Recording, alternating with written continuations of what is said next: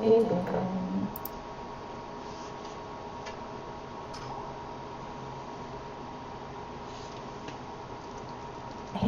it work?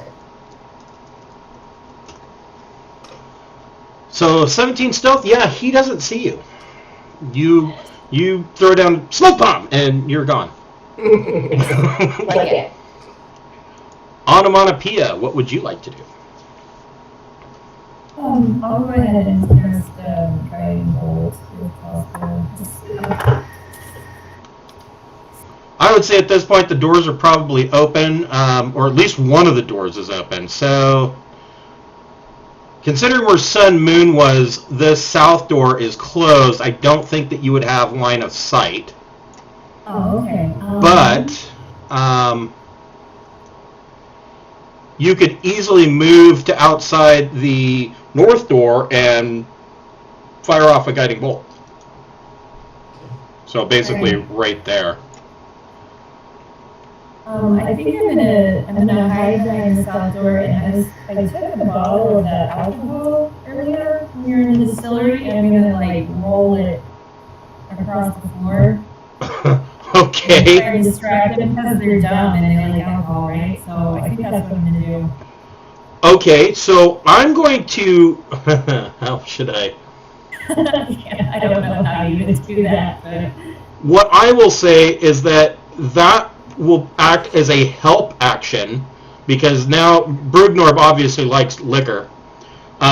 So make a persuasion check versus DC 15, and we'll see if we can give Malum a help action with that.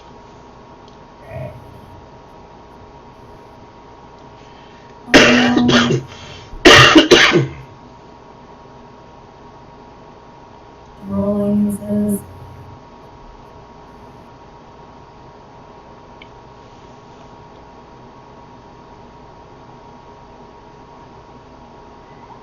Okay.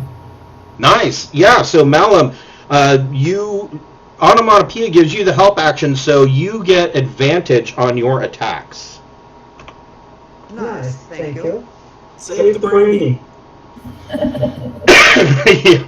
Well, if I remember correctly, it was pretty shitty brandy, so maybe don't save the brandy. Maybe light a match. I mean, I thought we might end up lighting it on fire. It smells like brake cleaner, so.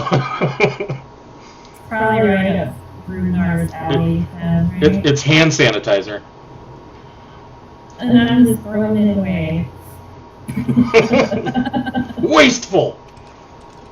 Yeah.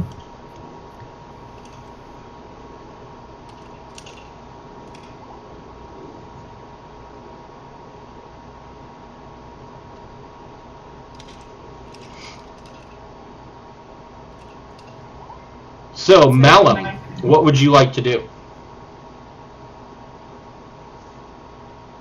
I'm gonna push the door open in front of me. Okay. So now both doors are open. I will take a step forward and attack him with my first attack. Go for it.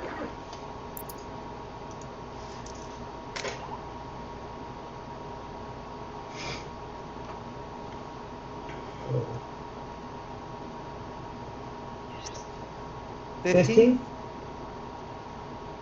That is a hit. Nice. So these two.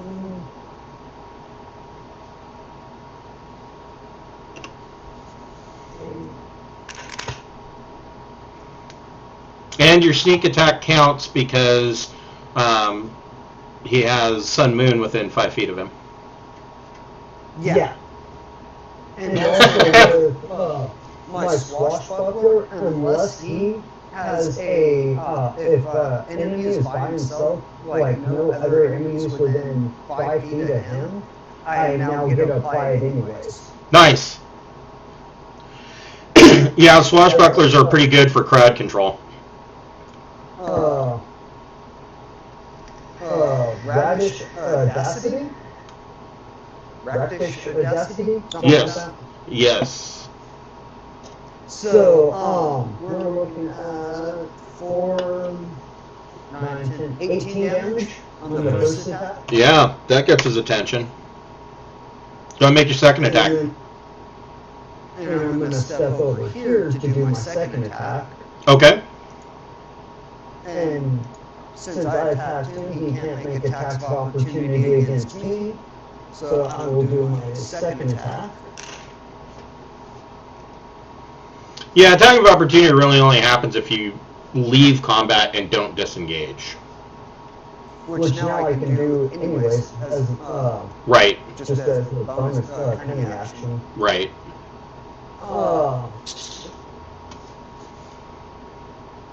That'd be 13. That's a hit. Ah, nice. Yeah, the good thing about this guy, he's easy to hit. It sucks when he touches you, but he's easy to hit.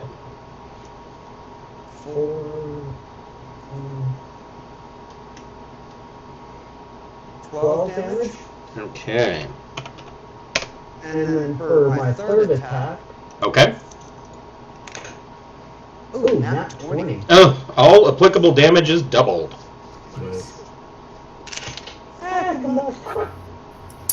And I will go and add a superiority dice to that Okay. for an extra D8 for precision attack. Okay. So 9, 18, 21, 42 damage. Jesus. Yeah, fighters, man. Fighter host. Yeah.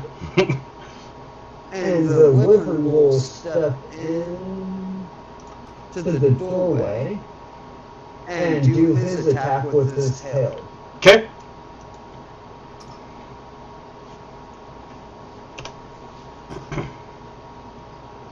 Yeah, you did.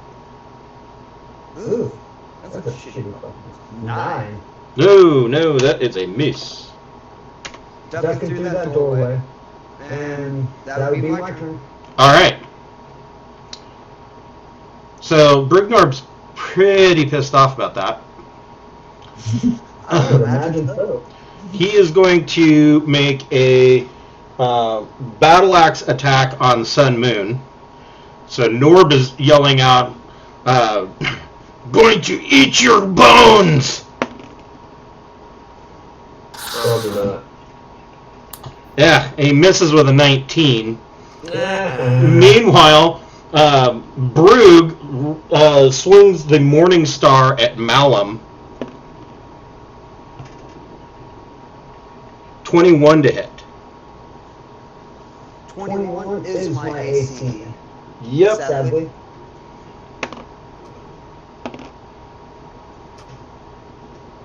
For 20 points of piercing damage. And he yells out, "I'm going to drink your blood!" I will parry part of that damage. Yeah, I would hope.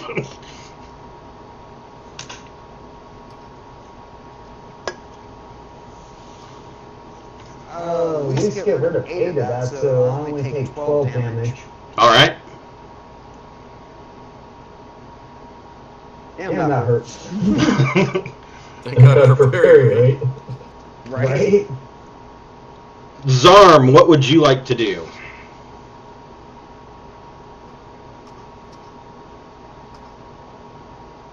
Checking my last night. Well, remember both doors are open.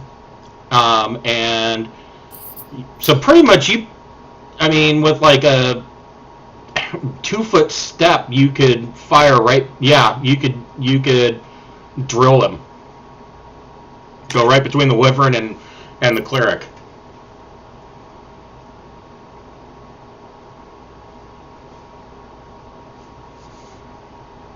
Don't need to be worried about hitting. I'm going to say that any ranged attack, you don't have to worry about being at disadvantage because they're both on the backside of Brugnor. We're gonna just throw fire over him. All right.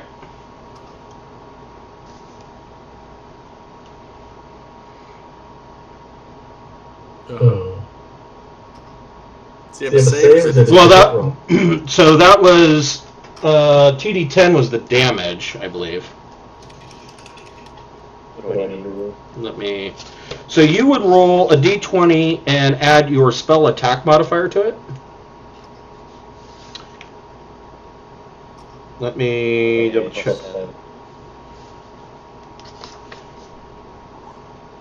Nice. That's better. Crit? That definitely hits. Okay, I see the way that it goes. So you do 5 points of damage. And did you want to do anything else? No, I'll stay there. Okay. Sun Moon. 3, 4, 5.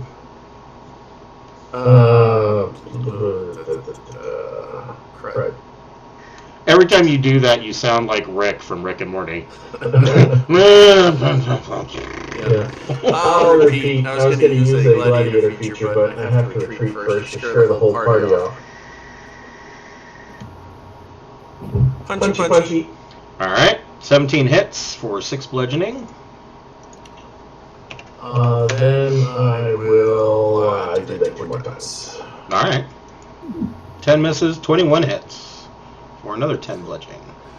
Then I will 1, 2, 3, 4, 5, 6. Move there, and I'm done. So, oh no, you have mobility. Correct. So, all right. Dubisa.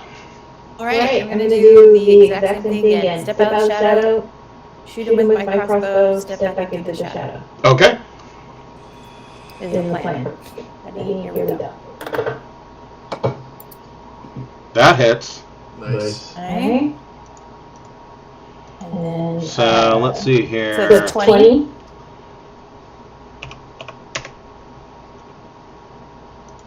Ooh, he is on the ropes. I really want to kill him. So close. Rather than hide, what are my other options? Because I'm so used to hiding. So let's see here. Hide. Well,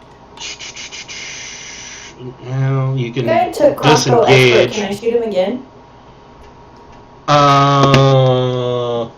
Maybe. Let me take a look.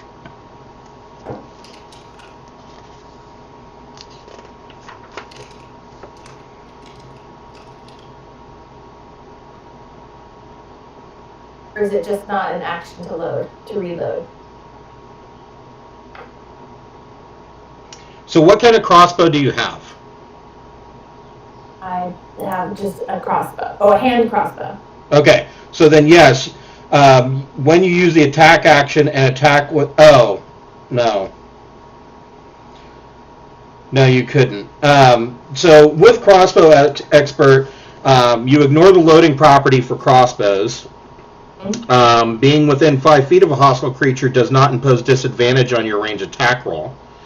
And when you use the attack action to attack with a one-handed weapon, you can use a bonus action to attack with a hand crossbow you are holding. So if you would have stabbed him... Oh, if I stab... So next time if I stab first and then shoot? Right. Instead of shoot first. Got Correct. it. Okay. It doesn't say one-handed melee weapon. Isn't her hand crossbow a one-handed weapon? That's true. It's just like double... assassin style. John, you're going all John Wooey on us. Yeah, go ahead and make a crossbow sideways. Go ahead and make another crossbow attack. It's not like this guy's going to be able to do anything either way. Okay, I'm doing that then. Okay. Attack again. Thanks, guys. Yeah. Crits. Wow. Blast through his head into the wall on the other side of the room. Yeah, that was a little bit of overkill. It's one bolt to each head.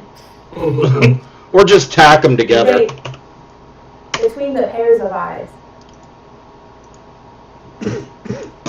Nice.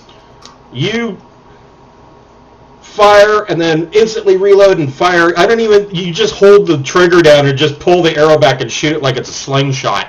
And the arrow goes through one head and stabs into the other, and Brugnorb falls to the ground. or pirate.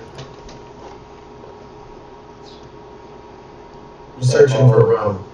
So you guys find that in this room, you find that the Eaton had a treasure pile that was hidden under a untidy heap of treasure that was covered by a filthy, flea-ridden pelt of some kind. The pile contains, and I'm going to type it out because that just seems easier, 2,900 copper pieces. Woo! Because, everybody loves pennies. There's 130 electrum pieces.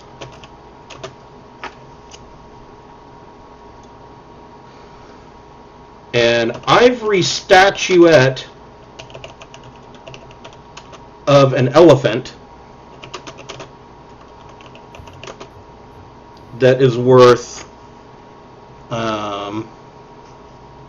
80 gold pieces. And a pair of gold bracelets that are worth 30 gold pieces each.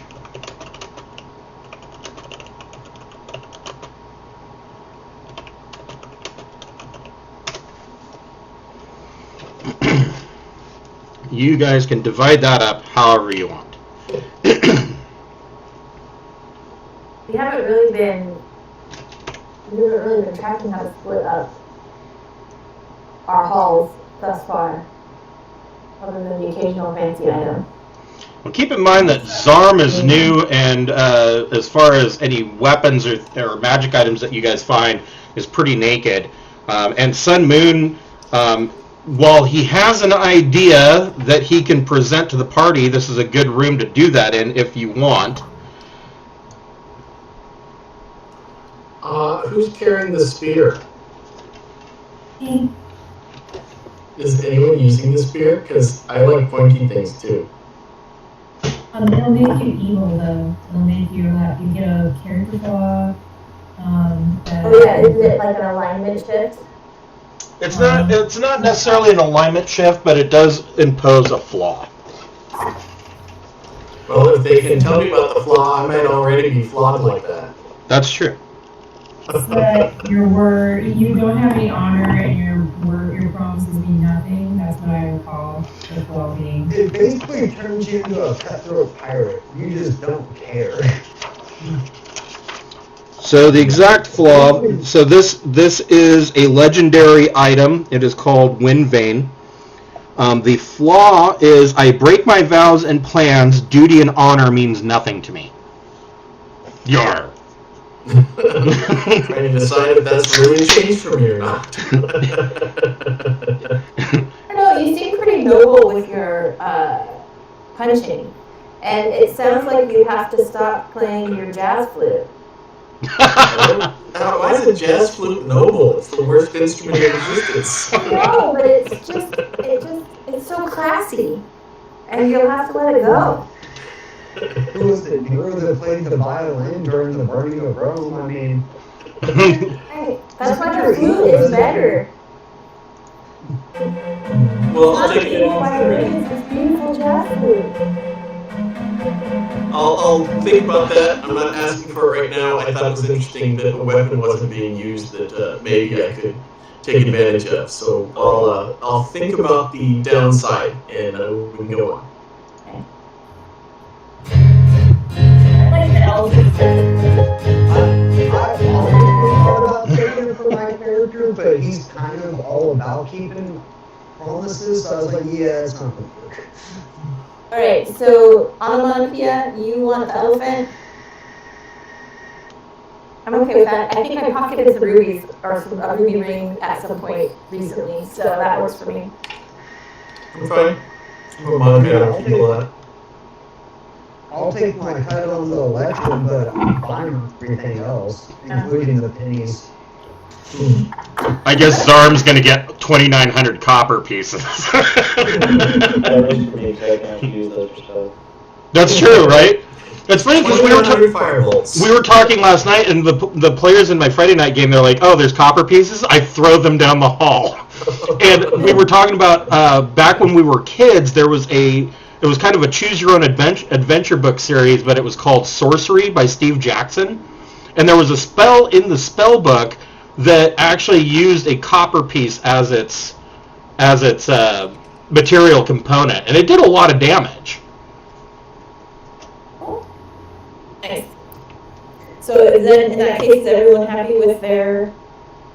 Yep. I'm good. Okay. So I'm going to move everybody into the room. All right, so that's what. So is Sun Moon going to take Wind Vein? Not right now. Okay. I'm just not sure he wants to be evil.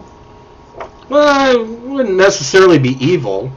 I mean, You are not evil right now. kind of a dick, but not necessarily evil. Not 100% dick. Yeah, yeah. Nobody's 100% Well, you say that. Yeah. So yeah, if you change your mind on that in the near future, please let me know. Because spears are a monk weapon. So. Well, if we're comfortable with his flaw, I don't have any problem with taking now. We just can't trust him to do anything then. But then we can't trust me to do anything either, and that's just not even. That's crazy talk. That's just permanent.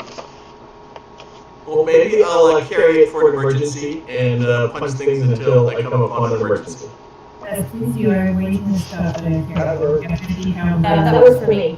Okay. So Jeff, do you with your D&D Beyond, do you have the actual adventure books? Probably I just added Wind Vein. I'll need to attune it if I'm going to. So you have you have all the stats for it then. Yep. Okay. Yep. Yeah, because it's a +2 weapon, air mastery, Song of the Four Winds. Yeah, which I'm sure that if you get to an air node, your jazz flute will come in handy for Song of the Four Winds. I can hold the spear next to the jazz flute to play. You were destined to carry this. So out of this room, there is a door leading out to the north. Like, if a guy walked up on me carrying a flute and this big spear, like, I would think twice about messing with that guy. Right? The spear makes sense, but the pan flute. Yeah, that just means he's crazy. But I don't want any part of this. I gotta go. Yeah. So you're gonna go into this room quietly, or? I'll do a stealth check to peek in the door. Okay. You think there was a bunch of rockets out here? They probably already know it. Yeah. Soft ready? Soft 20. So you peek open the door, and you see, sorry,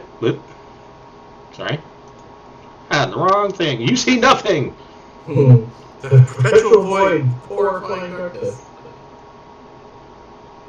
You see a hallway, and nobody's there. Give me 1 second. Hold on just a moment. I will be right back.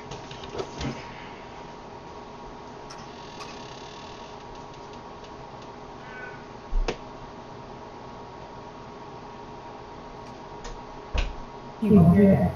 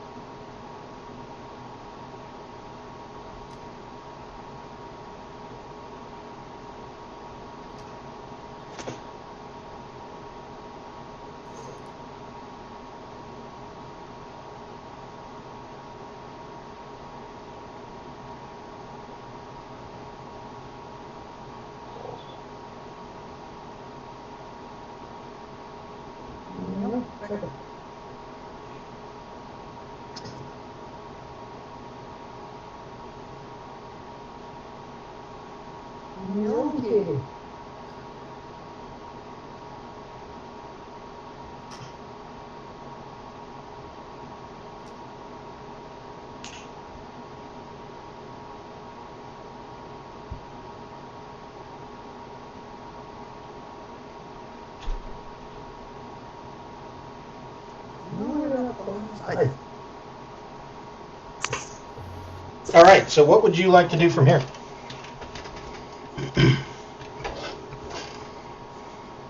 Going through, or first, are we going through? And if so, who's going first?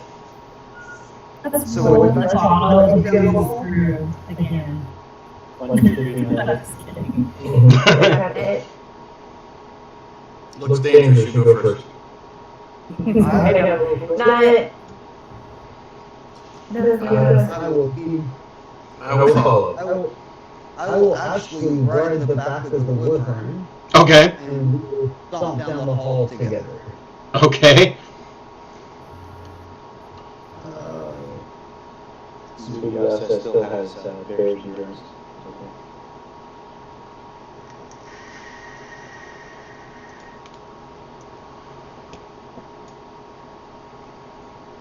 So from here, you can smell.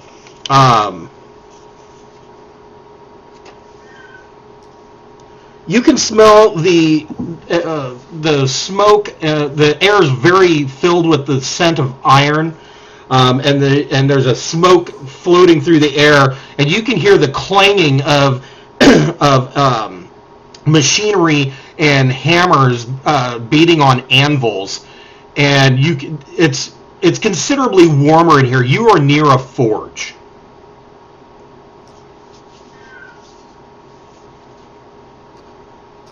And that's looking out towards the chasm-looking area, or to the left? So when you look, what you can see is you can see that this hallway that goes to the east, right here, is the edge of that chasm. Yeah. But this entire area is filled with smoke and the scent of iron, and you can hear the clanging of echoing from very nearby of machinery and hammers on anvils. And from here, you can see a reddish glow, a dim reddish glow is lighting up the northern part of this passage. Okay. Oh, to the west of us. To the west of you, yeah, that's true. You guys did move up there.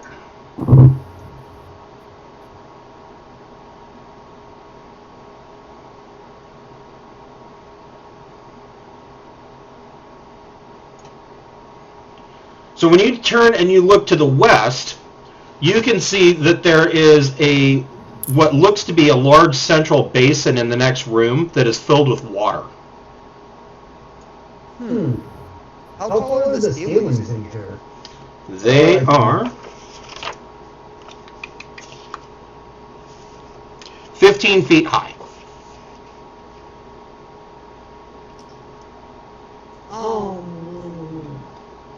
I will take the wyvern and go up and fly out around the chasm for a quick second and see if I can get a better peek from that direction. Okay, so I will fly to maybe like around here and take a look. okay.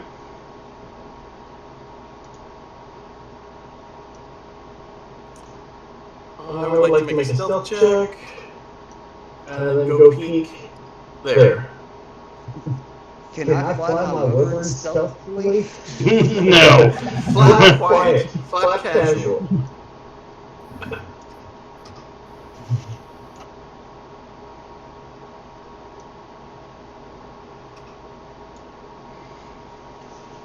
So that is what you can see with your wyvern, and coming from here, that reddish glow and the smoke is thicker from right here.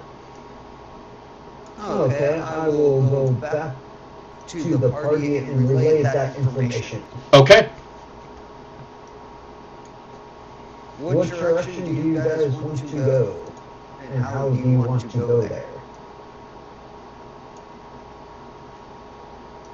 Sun Moon, what did you see? I was waiting for Chris to come around to my movement section, room 13. All right, so room 13. I would like to stand behind somebody bigger.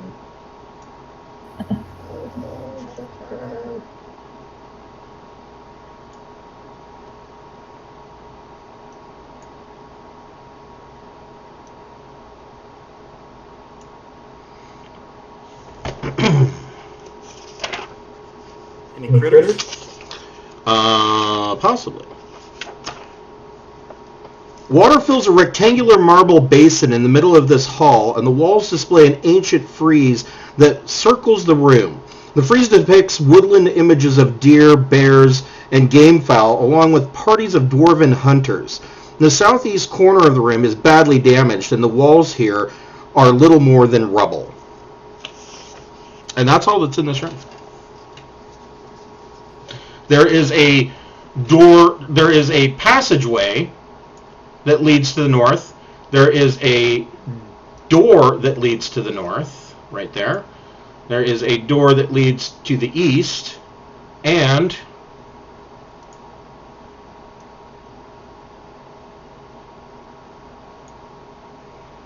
there is a door to the south. I will describe that to the group. And then hanging out by the pool.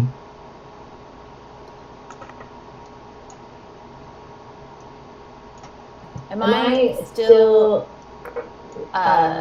hidden, or do I need to re-stealth? No, you're still stealth.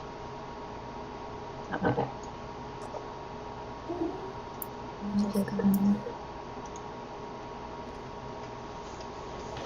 I'll follow him. Sure.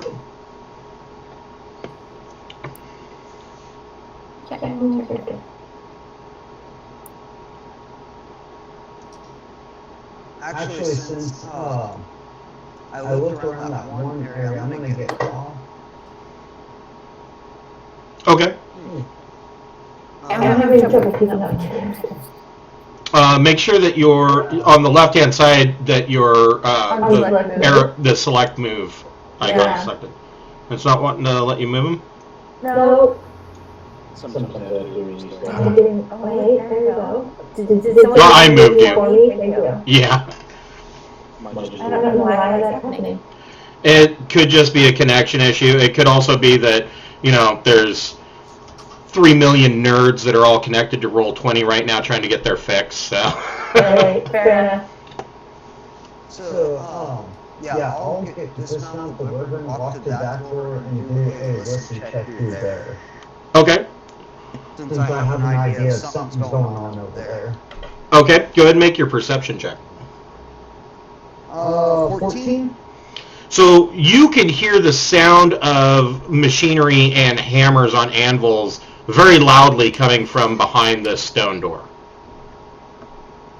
And so all of the stone doors, well, not I'd say all of the regular doors in the temple are made of stone, and they pivot on a central axis. So when you open a door, it opens in the middle and creates a 3-foot gap on either side.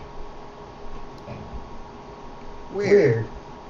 That's pretty typical dwarven construction. Evidently, dwarves are really shitty at making doors. That makes sense.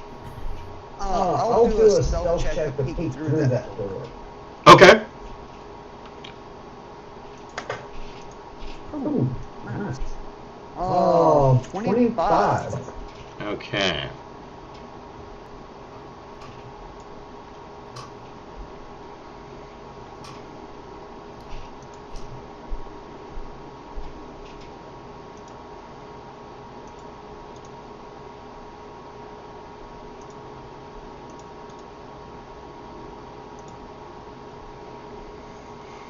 So you peek through the door, and the first thing that you immediately see is that there are 2 Duergar in here, and they are working on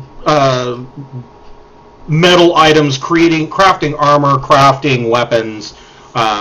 They don't notice you at all, and are just hammering away on anvils. And when you crack the door, like the heat that comes out of this room, you can actually see the air waver. It's fairly hot in there. It is an active forge. Nice, extreme conditions. Somebody got a ring of fire protection last time, I believe. I think, didn't Sun Moon get the fire protection ring? Yes. Or fire resistance? Fire resistance. Yes. I have a potion of it for anybody that... It's not hot enough in there. I mean, unless you decide to go roll around in one of the forges in the hot coals. It's not hot enough walking into the room that you're going to take damage from that, but it's very warm in there. Okay, just throwing it out there. I will turn and use my sign language skill to kind of convey like two people in there. You want to kill them? Again, Drugger. I come over to get a closer look at the sign language. It's basically like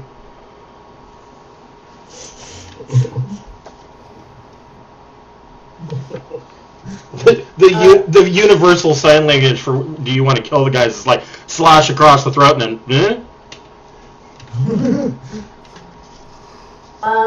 The merits of going in there and killing them are being hashed out. I'd like to check out the southern door Okay. Hold in on that alcove just a moment. and sneaky stealth it open.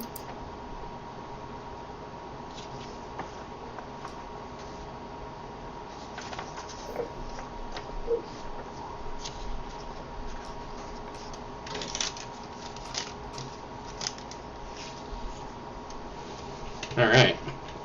So the south door. So you got 22 for your stealth.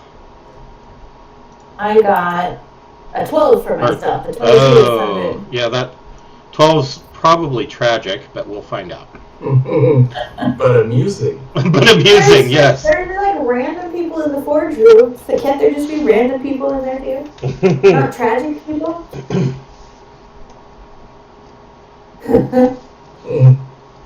It's because I was playing with all my jewelry.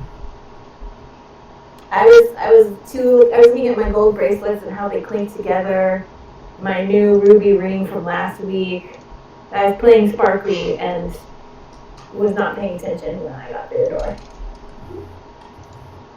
Yeah.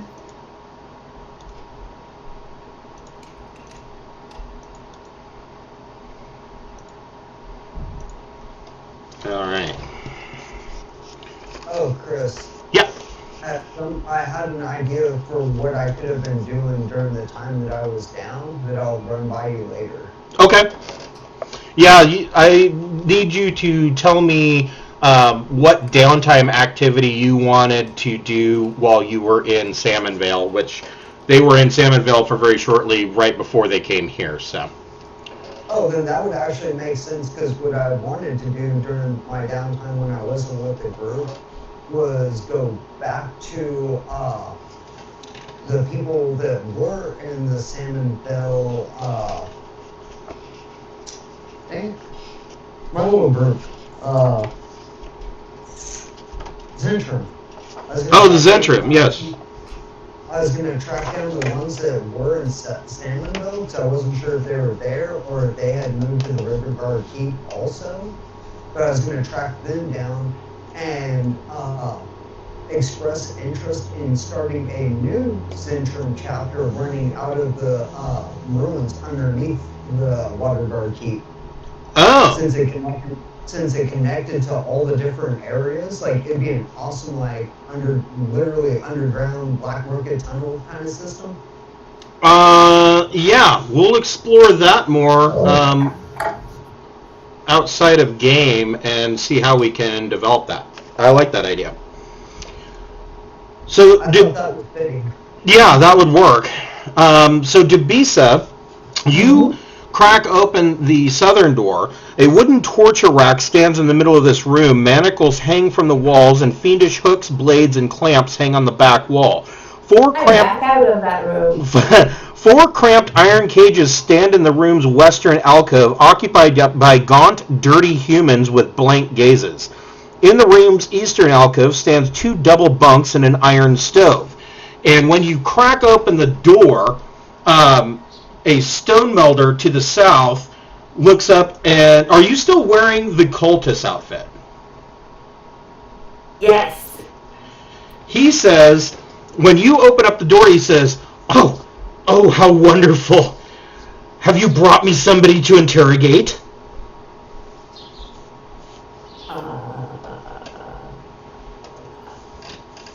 Sadly, no. Well, then what are you doing here? Pardon? He says, well, then what are you doing here? Oh, I wanted to get in on the action. I heard you guys were up to no good. I wanted to come play. Make a deception check. Never do I want to be. Give me a moment. Deception. Ooh. He says, well, I have no work for you at the moment. I mean, unless you want me to interrogate you, I'm sure we could get all sorts of information out of you. Well, I don't have anything that you don't already know. We're in this together. But I'll go see if I can round someone up for you. Make a final deception check at disadvantage. A disadvantage? I can barely do it at advantage. Okay. Roll 2 20s.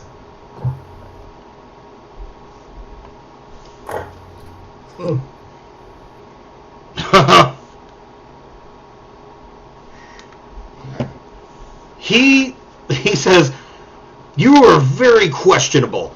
And he points to 2 of the cultists and he says, Caesar, let's find out who she really is. Roll initiative. And the way to get a leg up in a cult is to accuse them of being blasphemous. That's how you do it. Because they all thought I don't have a something. lot of cult experience. But now I know. What do you mean? Blasphemer! You know, I'm not the heretic, you're the heretic. I don't have the soft skills because I'm used to being able to just hide. I don't have the worldly knowledge.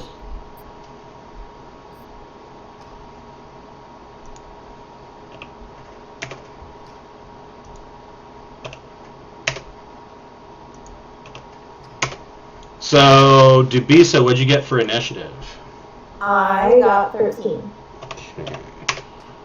And onomatopoeia?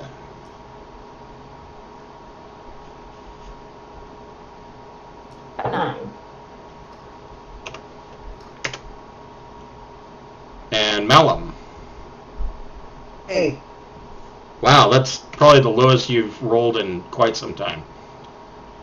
My bonus was almost as good as my roll. And Zam got an 18. And Sun Moon is at 21. Alright. But it didn't seem like fitting considering I'm on the other side of the courtyard looking at another door. Yeah. Well, they don't know you, but everybody has to be in the stack. Oh yeah. But I'm just like, oh shit, what the fuck's going on over there now? I hear a shitstorm over my left shoulder.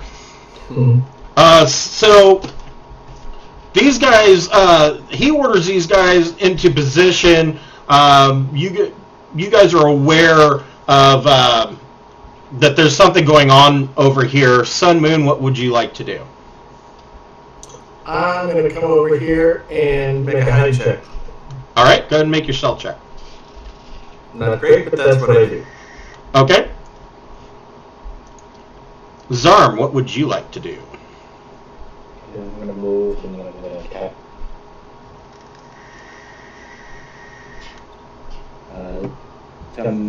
Turgy, I'm not sure exactly how to say that, but basically I'm going to yell into the room very loudly. Okay. All right, so what are you going to yell?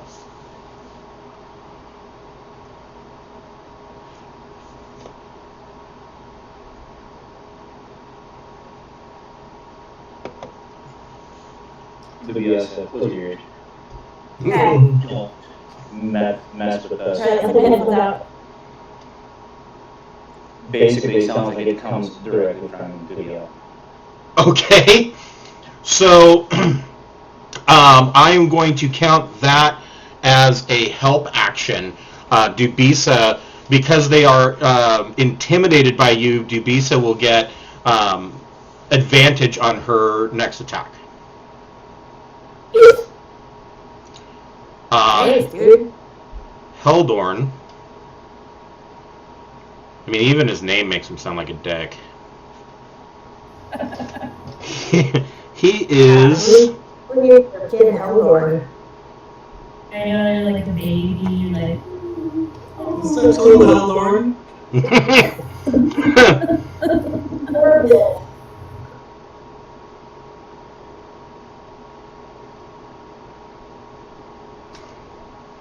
Okay.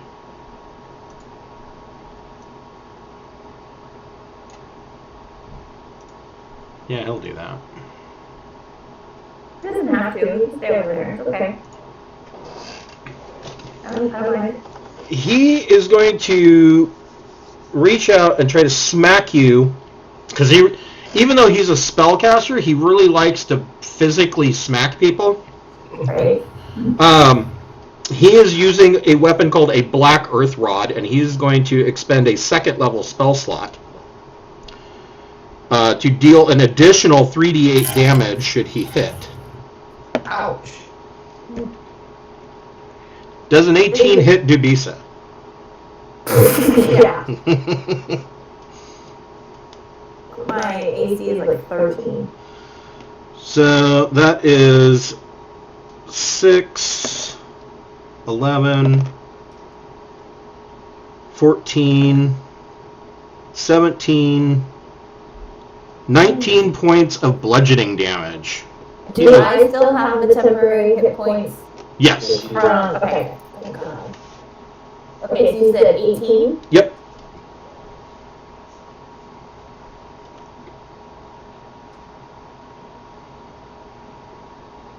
And then he steps back to there.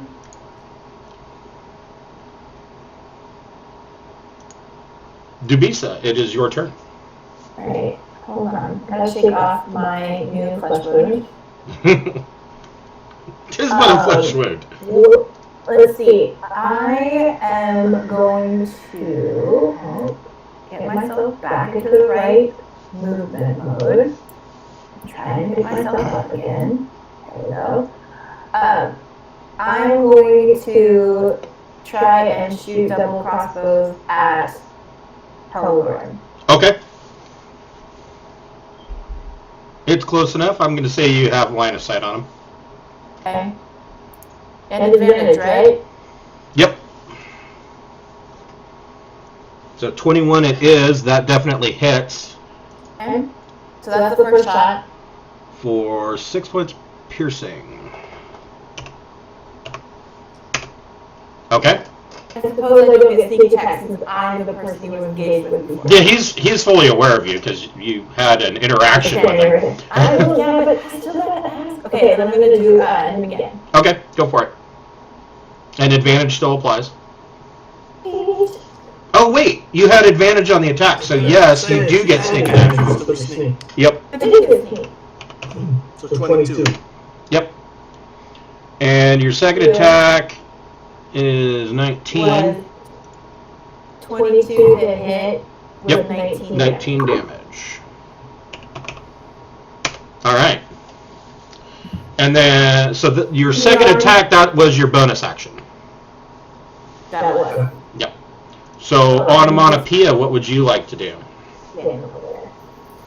Let me see. Where am I? I'm telling you guys, this whole dungeon would go a lot faster if you split the party. Yeah, we did one encounter. One of the kids in my Friday night group tried to convince everybody in the group, like, we could get through this dungeon a lot faster and find what we're looking for if we just all split up. Go 5 ways. Yes. Yeah. Well, he was playing an evil wizard, so. Yeah, the game will be over real quick. Yeah. I'm going to use guiding bolt on Helder. Okay, go for it. 19 hit. It does. Let's see here. And so Heldorn is now lit up, and everybody gets advantage on Heldorn because that is a feature of Guiding Bolt. Guiding bolt doing anything to saves? And so you do 8 points of damage. And what was your question, Jeff? Does guiding bolt do anything to saves? No, it just gives everybody else advantage because now he's all glittery and shiny. And then, did you want to do anything else on Onomatopoeia? Let me think. I took up all my movement. I guess. Let's see. I don't have anything else to do. Okay. Malum, what would you like to do? I'm gonna do a stealth to try to shut this door up real quick. Okay. 10 to shut the door quietly. Ooh.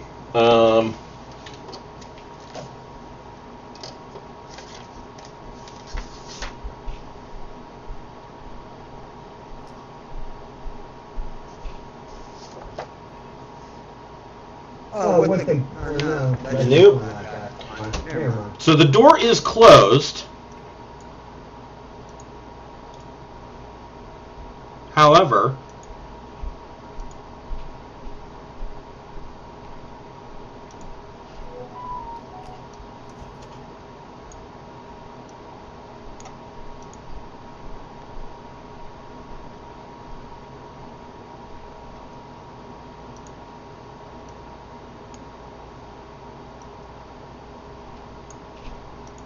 so the door is closed. That's all you know.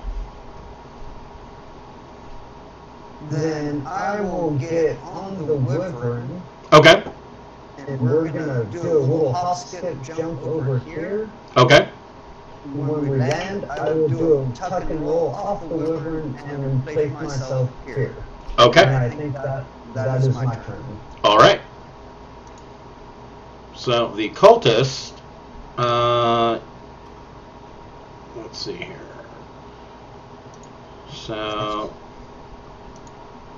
Rajnishi number 1 is going to move there.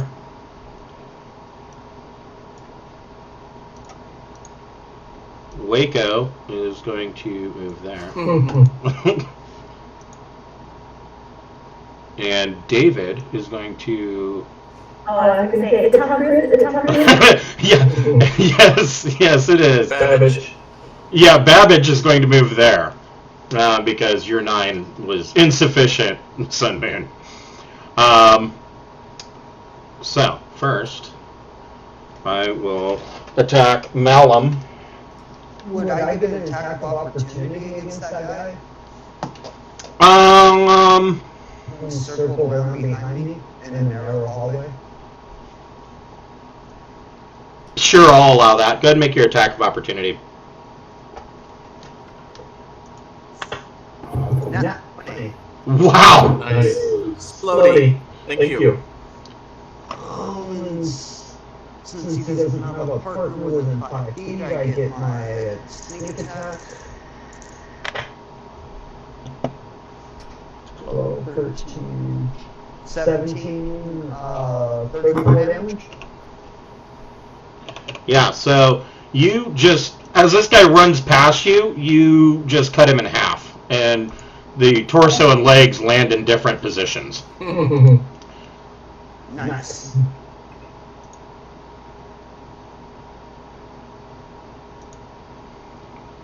Meanwhile, this cultist makes a scimitar attack on you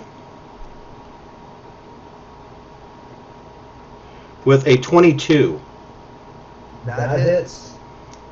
I think that's the first time I've ever hit somebody with a cultist. These guys are usually incredibly inept. For I 4 was points. expecting like 13. 4 points of slashing damage. If you don't you become infected with the cold? Yeah. Their religion is like mummy rot. Cultivirus. And this little cultist, is going to swing on onomatopoeia, We all the way home. but he only gets an 11. Yeah, that's below my AC. Wow. It is? Yeah. Wow. For 6 points of slashing damage. Oh, no, I'm saying, no, it's below, they're rolling below my. Oh, okay. I'm just saying, First like, time somebody's missed. Yeah, my AC's pretty low, so I'm like, wow, you're not enough. yeah, right, yeah. Okay, so yeah, no damage. Rely on being sneaky. And it is Sun Moon's turn. I'm going to move through mound space.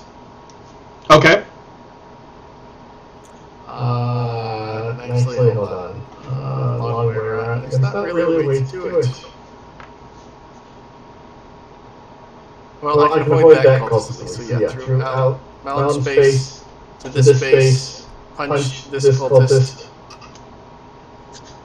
Go for it.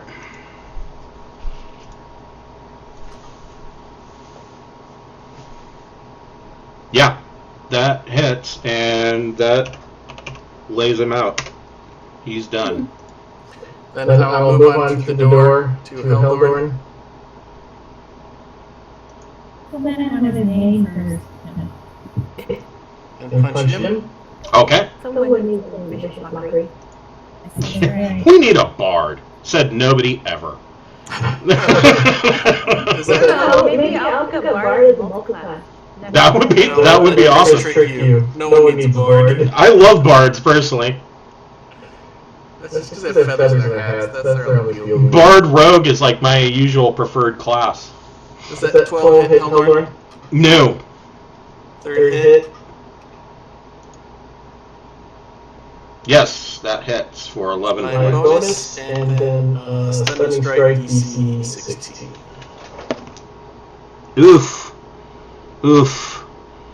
And he gets a whole whopping 5. So, Heldorn, not only right now is he shiny, but he gets the sleepy icon because he's stunned and can't do shit. Yep. Till the end of my next turn, and then I'm done. He is considered incapacitated, cannot move, and can speak only falteringly. Automatically fail strength and dexterity saving throws, and attack rolls made against him have advantage. Because he is astarted. Zarm, what would you like to do? I'm going to move here. I'm going to watch this door, and I'm going to save action. Okay, so are you holding action for anything that comes through the door? Correct. All right. Dum-da-dum-da-dum. Okay. All right. Heldorn gets to do nothing. Yay, Keldorn. Dubisa, what would you like to do? Alright, I'm gonna double crossbow him. Go for it. Like this. You guys have been whipping through cultists so fast, I actually forgot this guy was still alive.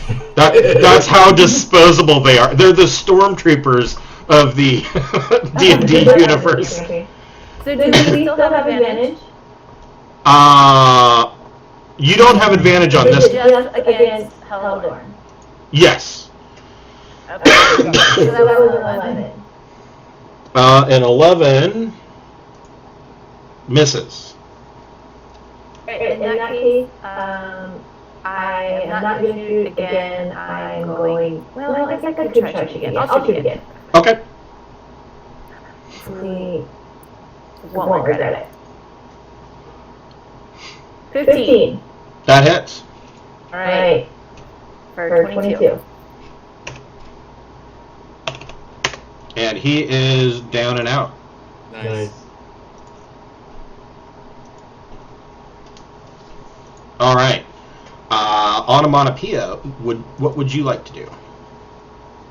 I'll try guiding bolt again on the same dude. Okay.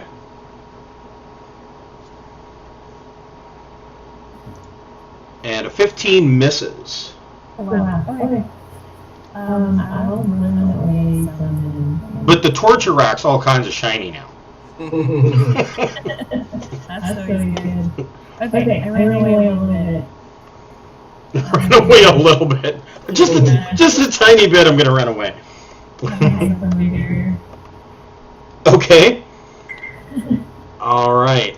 Malum, what would you like to do? I will step through the doorway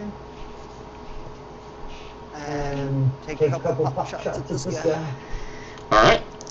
You have advantage. Yep. 22. Yep, that hits him. Okay. 16 damage on the first attack. You reach out and stab your sword right through him and drop him. And he mutters something about, Ogremok said that it wouldn't end this way, and dies. Well, apparently Ogremok lied to you, bro. And I will walk back to my wyvern. All right. So this room is clearly the torture chamber that you were told about. And there is a group of people. These over here along this wall are cages. And they are short, so everybody that's in the cage either has to sit down or is stooped over. In this cage here, you see a male human, and he is pretty much catatonic, and he's stooped over and he shuffles back and forth every once in a while in his cage, but his face is just blank and his eyes are just hollow. He has no idea what's going on. In the first in the first cage, you see a human woman, and she looks like she's been abused. In this cage, you see a female dwarf, and she gets excited when you kill Haldorn, and she yells out. She says, "Are you here to help us?"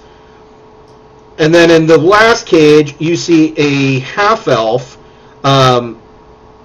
who is badly injured, but he's kind of leaning against the corner, and he's just beaten to a pulp, but he still appears to hold himself in like you can tell that he's probably a noble. He won't disdain himself enough to show how badly he's injured. You look at him and you're like, this motherfucker's dying.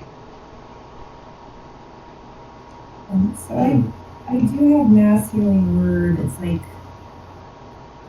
a 3rd level spell. I could do that for all the people in cages. I think that would be wise. Okay. I start searching Haldorn, and I indicate to the prisoners they all now owe me a halfling life debt. So Haldorn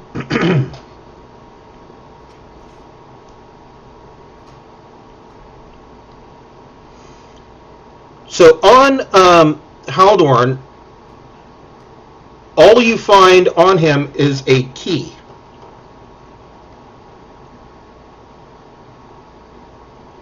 Make an investigation check.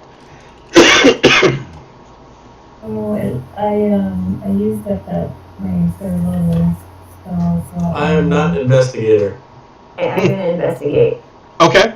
I got as well. 8. Nice. I got 8 HP. Yeah. Okay, so you heal the prisoners for 8 HP. They're still the doors on the cages are all locked. But Dubisa, with your investigation check over here, Prison? you find a wooden chest. Okay. And it is locked. It is locked. All right. Well, before I do anything with the chest, do we want to see if Heldorn's key opens the human cages or the people cages? So I assume now that we've healed them, we want to let them out. Yeah. So So the key that you find on Heldorn, Feeling better, deuces. the key that you find on Heldorn does indeed unlock the cages. we can tell them how to get to Riverguard Keep too over there. Yeah. It sounds like the dwarf is with it enough. The female dwarf. The female, Enthusiastic about our arrival. the female Should be able dwarf. to get them to Riverguard. When you let them out, the female dwarf is named. She says that her name is Wilgretta, and she warns you that the woman in the first cage was named Orna and is actually a Black Earth guard who had been brought to the torture chamber because she dared to strike a Black Earth priest for offending her, and she's not to be trusted. Okay. Let's see. So I take back my healing word, and I'm going to cast Inflict Wounds. I have Zone of Truth if anybody's like worried about trying to figure out who's telling the truth and not. I can also cast Detect Cool. Thoughts. Yeah. I'm going to stick on the wyvern in order to watch the far door to make sure nobody's coming out of the anvil room, the blacksmith area. Okay. Okay, I'm gonna come in. One second. Okay, I lose concentration on the enhanced ability. Okay. So the constitution is off of duty also. I will cast Detect Thoughts. Okay, so who are you detecting thoughts on? Are you detecting thoughts on Orna or Wilgretta? So for the duration, I can read thoughts of certain creatures, cast a spell as my action on each turn until the spell ends, and focus my mind on any one creature that I can see within 30 feet. So I can look at all of them within a minute. Okay, so they get...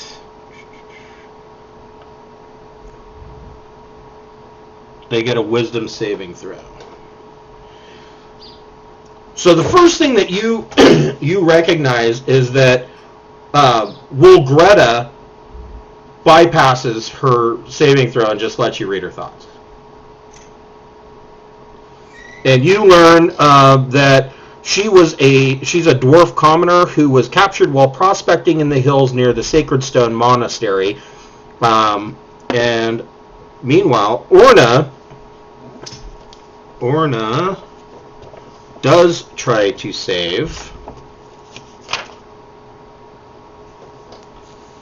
and gets an 18 on her saving throw. So I think with an 18, all you can detect are surface thoughts. Correct. So I can tell whether or not she likes or dislikes this for the most part.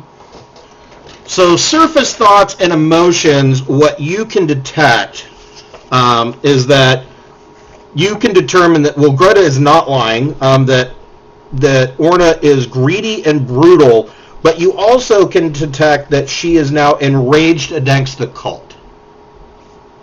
Oh, cool. That's good news. Right. So like we can't trust her for anything other than doing harm to the cult. Right. Yeah, just, Cool. I mean, it's a case of enemy of my enemy is my friend, but she's still not to be trusted. Okay. We can send her in the room with some of the Mars. She'll probably get God up there, but he's going to have on the way.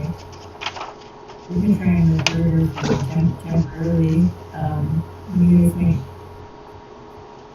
some of the rest of the room. So Sounds good. Help us help. So Orna I mean, she knows that you're trying to read her thoughts. And she tells you that the room to the north is the Stone Forge. And she says that the Stone Forge is under the control of a Dao named Zarvadim.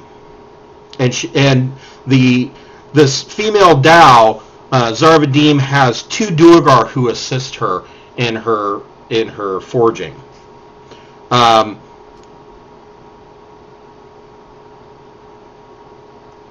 And she tells you that Zarvadim was summoned, and she was summoned by Marlos Ernrail, who is the leader of the Black Earth cult, and that she has been ordered to forge weapons of war for the cult. And basically that order is, forge us weapons until I tell you to stop forging us weapons.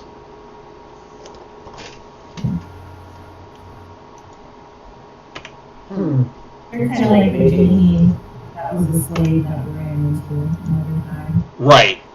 Yeah, this is exactly the same kind of deal, where in the Cult of the Crushing Wave you found a genie that had been summoned, and their entire purpose was to reshape stone blocks, move them to the other place.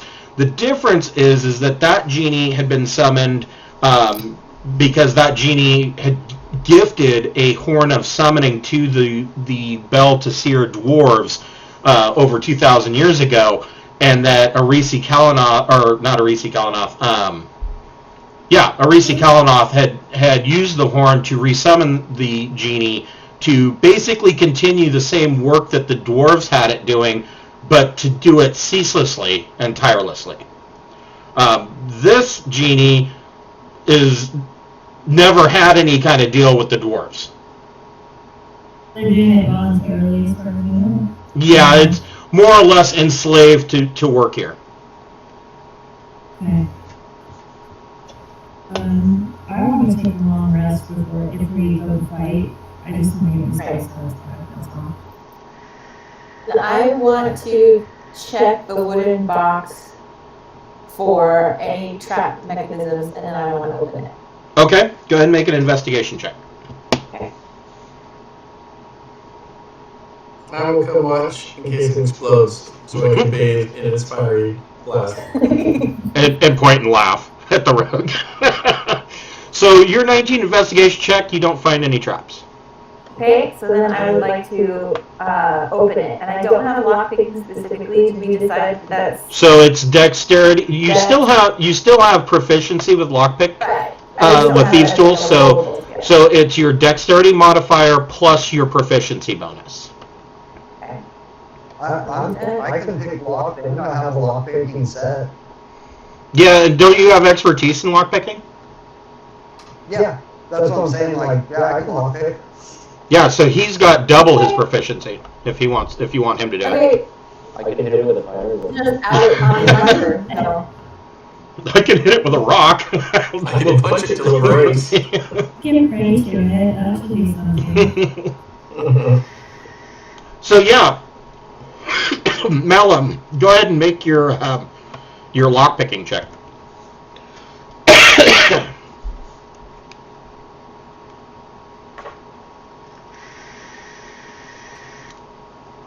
18?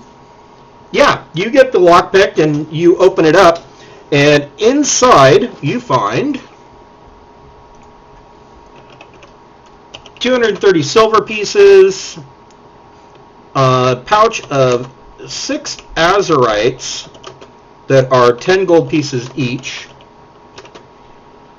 Let's see here.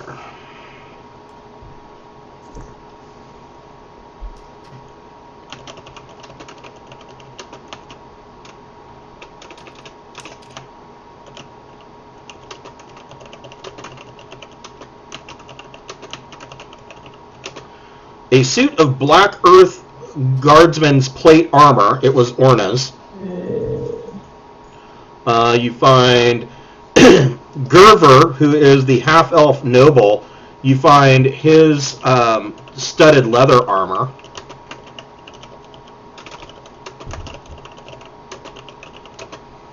And you find... Oh, and Gerver's longsword.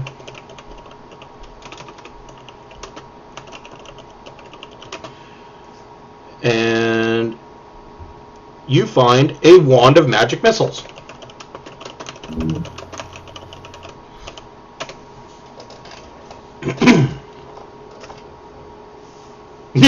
Zarm's like, a wand? What?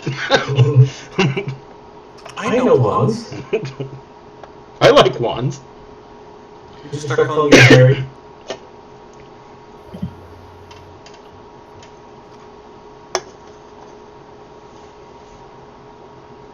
Is there anything special about Gerber's studded leather armor?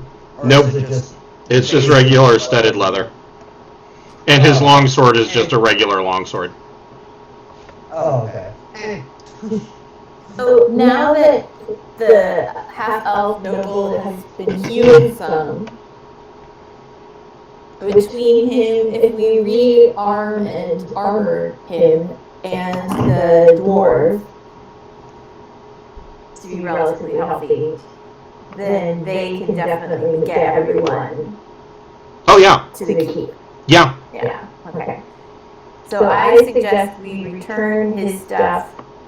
Maybe he can eventually get us some sort of like certificate of endorsement later or whatever to get us into fancy pants places.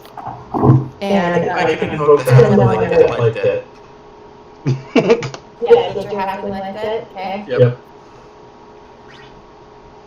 Okay. It's a thing I'm starting. I'll fit right in upper crust society. Great. And yeah, I think this fine with me for Zarm to take the wand. Yep. I'm fine with that. Yeah, Zarm doesn't have to make an Arcana check to use it, so, yeah. And then you want to just divvy up. Oh, the black earth armor, I'm assuming that's human size as opposed to human size? Yeah, it belongs to Orna, who was in the first cage. Who's normal size. So, Yes. who wants the armor that is dirt? The dirt armor. The fancy mud dirt armor. I'm not going to take any of that. None of it is for me. I mean, I'll take it if someone else wants it. It's pretty good. I want I to have no use for armor either. Will it fix you? Yeah, it's plate mail armor. But isn't it the kind that's like wood, or not wood, muddish looking? And Yeah, it's basically it's iron loops that have stone plates fitted into them. Okay. So does anyone want armor? I feel like I can't put it on because I'm going to be stealth checking everything and I don't want disadvantage. My loves to wear it. I don't know what kind of armor players love to wear. It's kind of limited.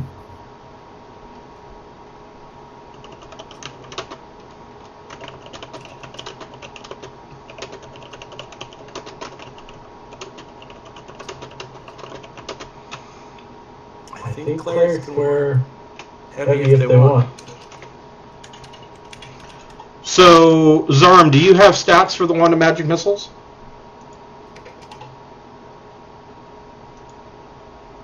I just pulled the basic one.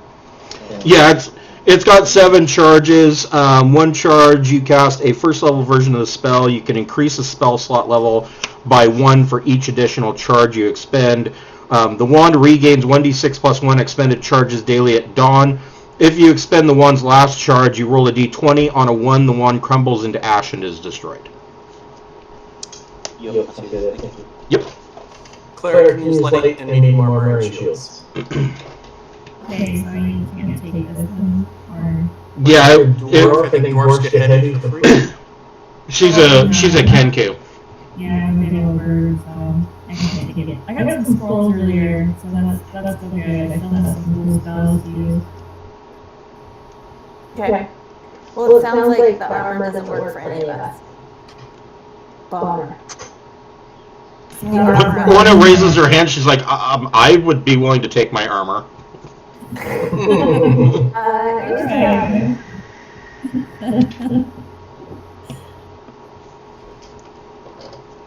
Should we rest and then head northward and fight it down? Sure. Yeah, send everyone but the turncoat. I'm fine with giving them back their weapons, but do we want to give them back their weapons? I think we could take them if necessary. That's all. That's true. Yep. Okay, so you guys bar this north door and take a long rest. I will stay outside with my wyvern. Okay. Well, the wyvern can't fit through the door. Yeah, that's true. That is a good point. Yeah. So since he can't come in, I'll stay out there and keep watch. Okay. I don't need to take a long rest. I've only used, I'm only down like 10 points. Okay. I will use my second wind to replace those 10 points though.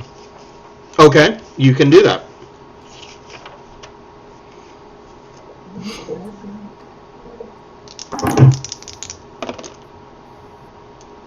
Wow. So yeah, you guys are able to complete a long rest, and there is no nobody comes by to interrupt your sleep. Probably just do that creature. Nobody ever came out of the blacksmith area? No. That's good. Probably not a lot of traffic in the torture chamber. Yeah. You would hope not.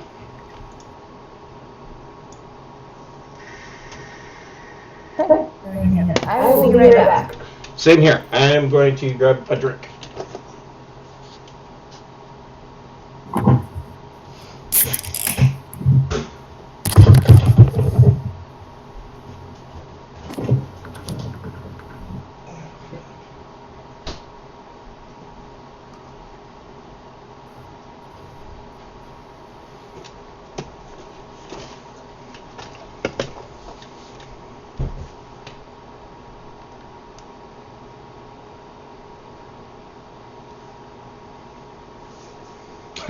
One of our viewers suggested that for the copper pieces you could use heat metal on the copper and throw it at people. Mm-hmm.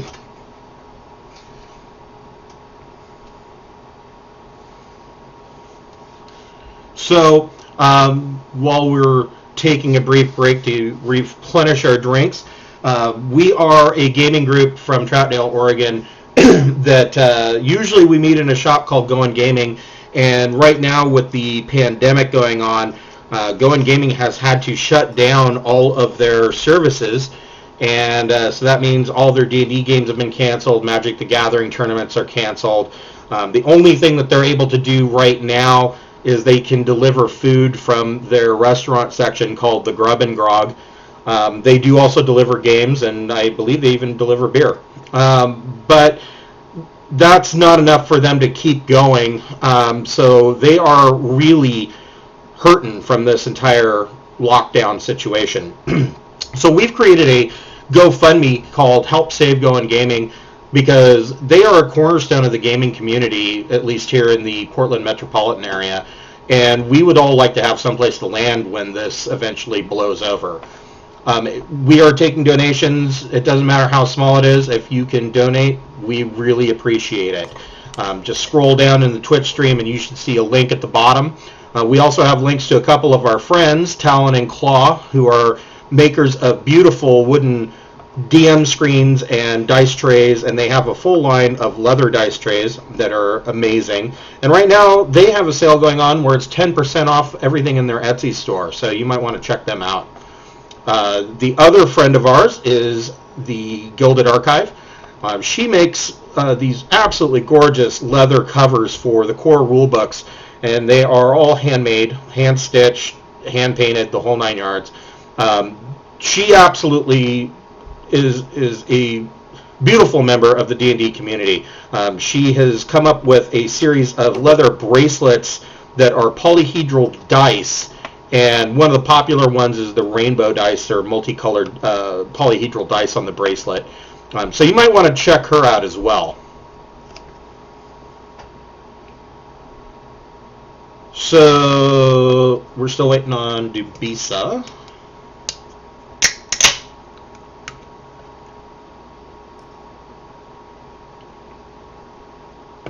So yeah, I think this game's running a lot smoother now that I've figured out Fog of War and the GM layer and all of that. Yeah, just being able to draw creatures in advance is a fairly significant time. Yeah, it makes things run a lot smoother. And I like the fact that I can hide or reveal any section of the dungeon. That definitely helps. General question, who's the wyvern? That is Mel. That would be mine. Well, It has feathers, correct? No, it is a dragon, but it doesn't have the front limbs. It is more like a dragon from Game of Thrones, where the front limbs go up into the wings. Kind of very bat-like. Yeah. And it's got a scorpion stinger on his tail. And Yeah. I just need feathers from a beast. Yeah, I don't have any of those.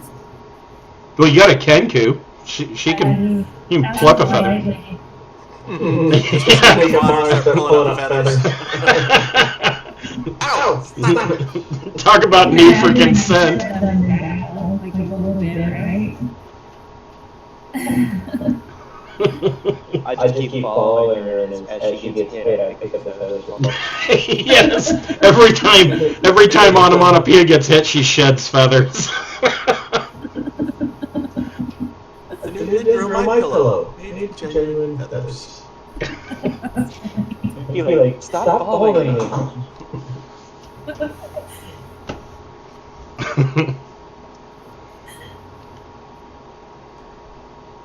All right. So, where do you guys want to go from here? North. The Great North region. Gonna go tackle that north door. All right. Are you talking about the forge? Yeah. Oh, okay. We can go do that. Okay.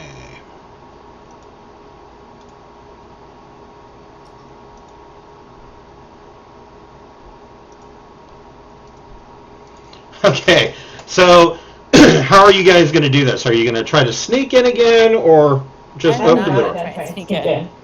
Okay. Guns blazing.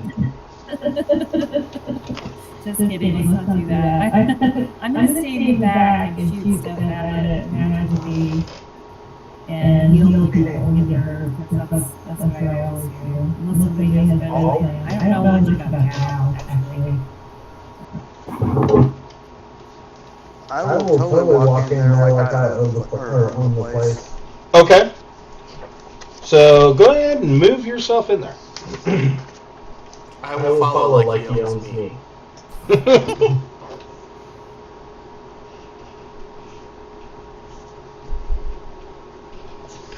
So, yeah, let's see here.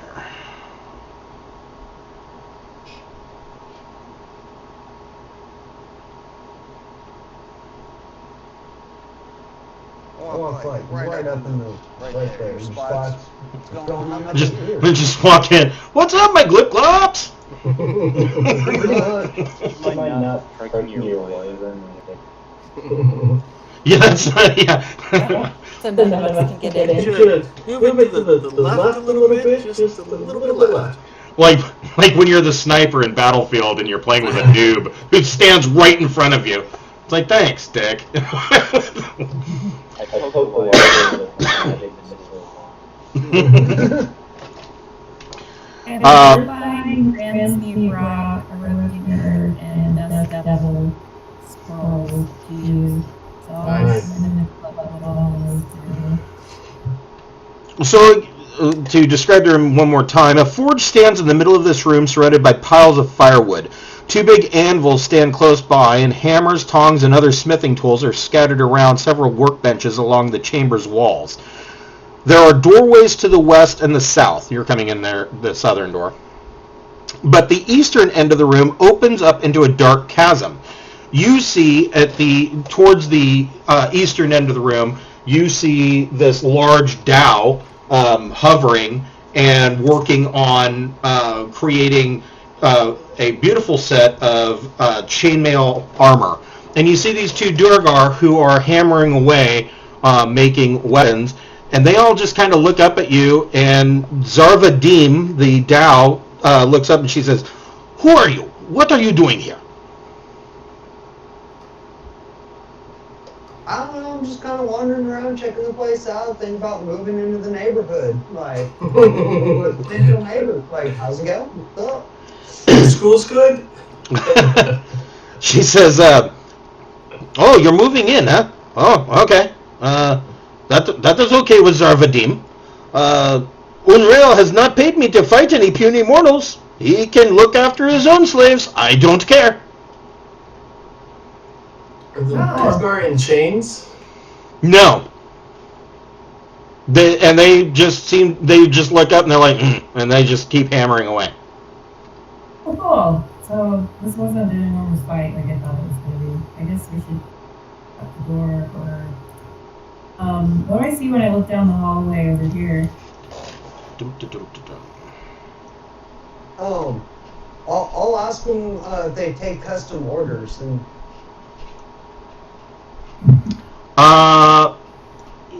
she says, "Well, I'm not really allowed to do any custom orders, you see, but Zarvadim has some other stuff. I mean, you're wearing cultist robes. What you take, I'm making it for the cult, so what you take, it belongs to you." Oh, cool. I'll point out the door and be like, well, I want to get some stuff for him, and point to my wyvern. I want to deck him out. Zarvadim hasn't done any barding for a draconic creature in a while. What kind of armor is laying around here that we can take? You said it's something scale. So, so when you look down the hall, you just see this empty hallway that goes to the north, and you see a door that you can imagine goes into the forge where the rest of where Sun, Moon, and Malum currently are. Oh, okay, sorry. Did you want to move into the forge as well and ask Zarvadim what kind of armor is available? And I was in there for a second, and then I wandered away. So I guess I didn't hear anything about the armor being available. I just heard that they didn't want to fight me, and then I left. So just ignore me. Well, Zarvadim, she finishes working on clamping down on a link of chain on this chainmail, and she holds it up, and it is +2 chainmail with that is like a black burnished color. It says, "Here's a suit of chainmail, medium-sized creatures." And she just lays it down on a table. Are there any spears around? Probably. Yeah, non-evil spears. Yeah, just practice spears. The anti-douchebag spears. Yes, there is a spear.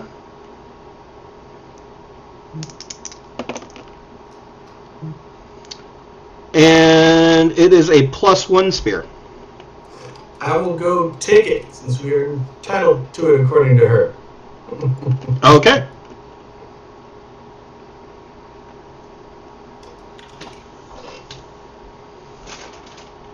There are a number of scimitars on the wall and daggers as well. Chainmail, yeah. That's too heavy for me. I can't wear the chainmail. No, but onomatopoeia could. Oh, did I hear my name? Okay, Yes. we go. Is chainmail medium armor? It's heavy. Oh, I'm sorry. I'm sorry. I always get the two mixed up. And it's a chain shirt. Sorry.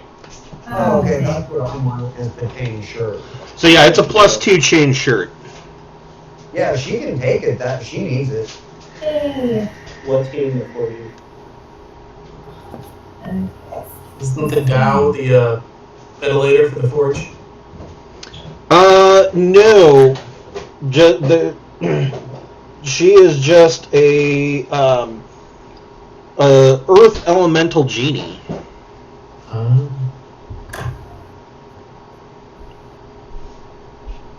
I'm just looking for coal. Oh, there's plenty of coal in here.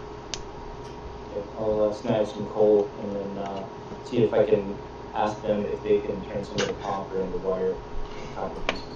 Okay, tell them we're from OSHA.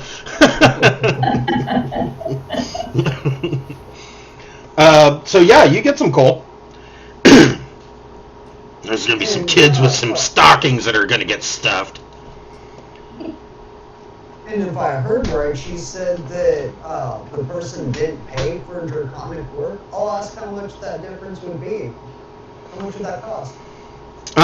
Well, she says that normally she'd be able to give you an answer to that, but she says, currently I am presently under, oath in order to only forge things for Unrail.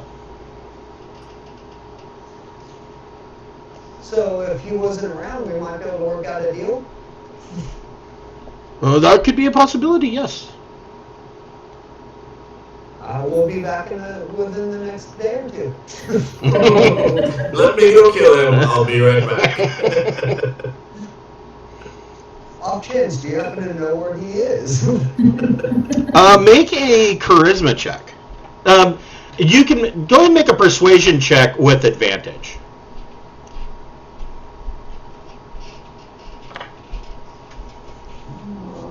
Persuasion. 18. So she tells you, she says that she goes, well, you guys have been pretty kind to Zarvadim, so I can tell you that the last time that I knew that where he was is that he was to the north of here, as far as you can go. Good to know. Right. Let's go north then. Shoot, the gun fingers black. Shoot him again. The social distancing hello. Yeah.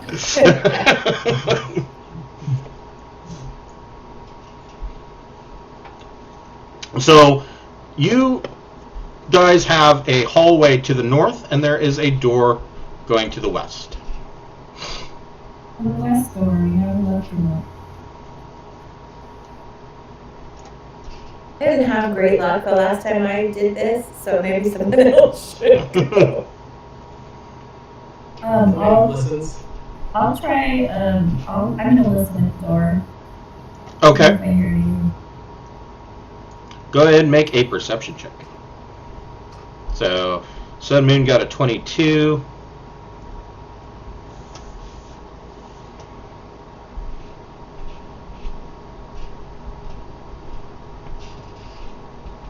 Wow, both of you got 22s. So, yeah.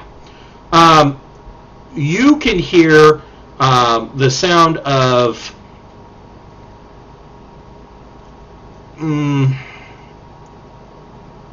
trying to think of what these sound like.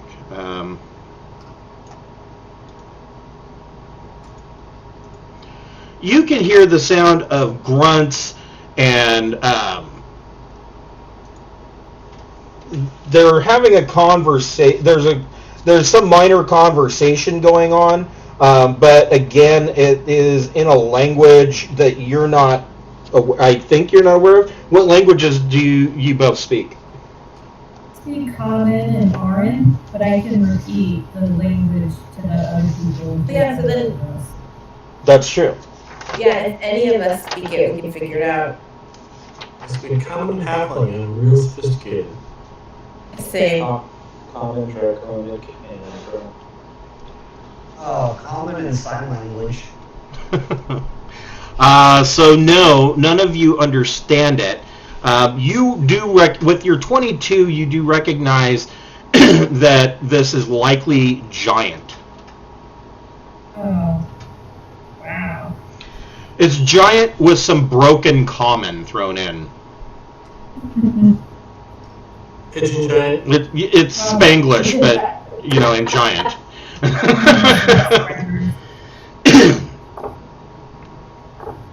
Shall we leroy Jenkins the room? It's up to you, man. I don't know. Oh, before we do what they're looking, I'm gonna stealthily go down here and peek around the corners. Okay. I had never encountered a giant. I don't know. Really that. Well, I rolled a nat 1, so I don't think I was too stealthily about peeking around that corner. As long as no one is actually there, we are still okay. Ooh, look at there. You come running back. Just be sure you say choo choo when you come running back. Like, I totally went to peek and just fucking fell on my face. Walk down the whole hallway. Sneak, sneak, sneak, sneak. Saying that out loud. I like that. So you go down and you check out to the east. The hallway goes, and you see that it ends at the end of this chasm that has bisected part of the temple. When you look to the west, there is a platform in the center and a large, very large staircase that goes down. It drops down 10 feet, and then there's a platform, drops down 15 feet, there's a platform, drops down 20 feet, there's a platform. It goes down into darkness, into the base of the earth. Okay. Go down here and convey that to people. Well, I think we're definitely going north next. So what are you going to do with this door? Well, I mean, are we still looking for anything? Like, are we still looking for anything else? I mean, I feel like we all know we need to go north. Is there anything else we're trying to find? Because if there's not, like, a missioning thing we need to find, I say we leave the grunting giant, it may lead people to their business behind the door and move north. Okay. Agreed. That would be my vote. As a small creature. Yeah. Okay. However, if there are objections to that plan of pursuing north instead of going through the door, stand in front of it. I'm fine with the party. Yeah, let's move north. All right. Go to the end of the hall.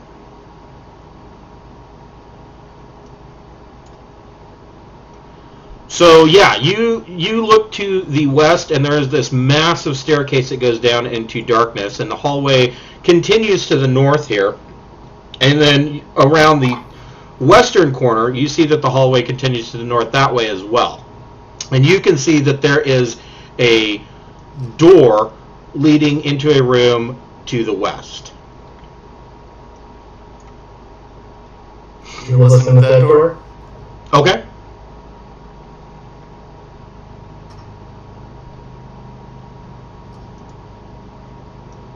While he's doing that, I will go down and look around this corner.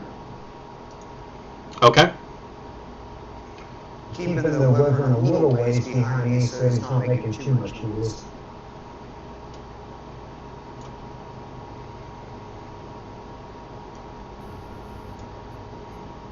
And you see that the hallway up here goes to the north, kind of does a zigzag, and there is another door on this side leading into the same room.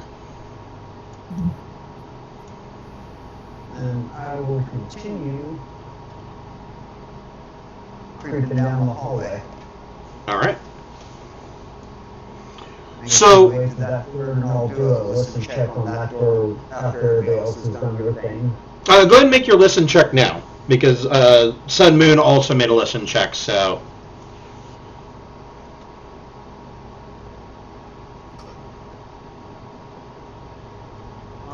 14? Okay.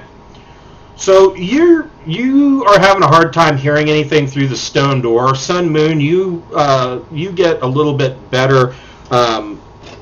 You can hear a little bit. You can hear the sound of like a metal fork on a metal plate, and you can hear some minor conversation going on, and you can hear the faint sound of somebody quietly like praying to themselves.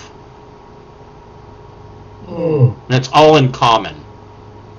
But you can't really make out too much of the conversation, but you can tell that there's a number of people in here casually having a conversation. I'll relay that to the group and ask them if they want to investigate more, but it sounds like a metal object, maybe something sliding or moving, and some people in calm prayer, maybe.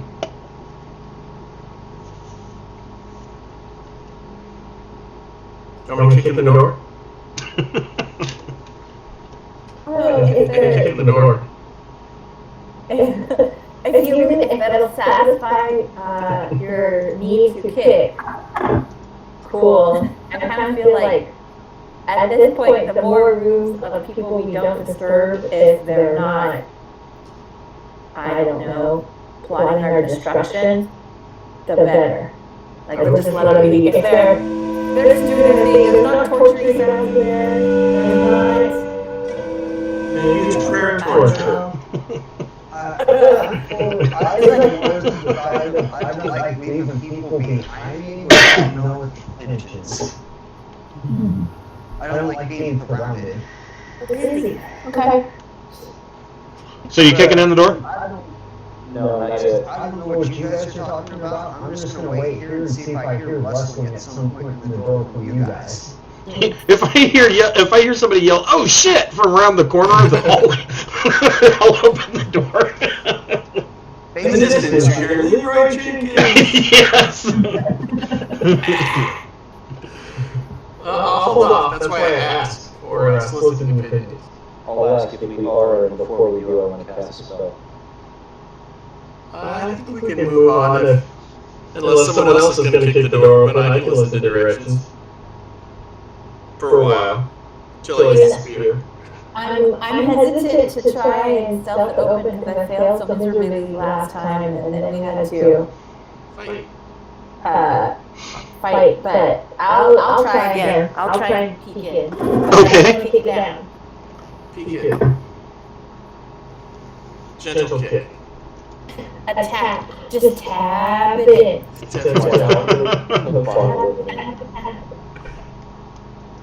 Okay.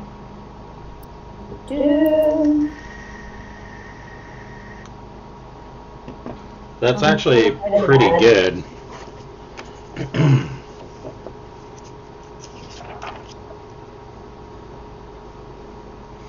So you tap it in.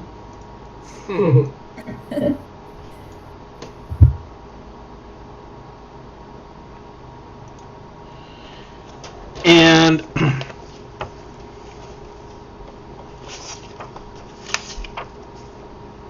this room appears to be a clean, neatly organized bunk room.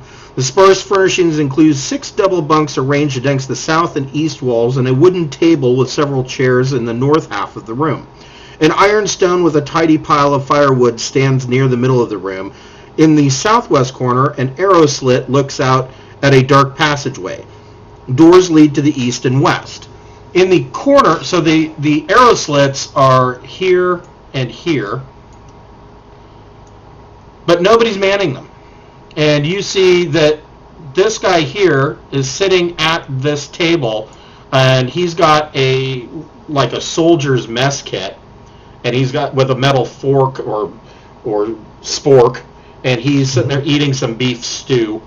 And you see these two guys are sitting on their bunks just kind of talking to each other. This guy is over here shuffling a deck of cards.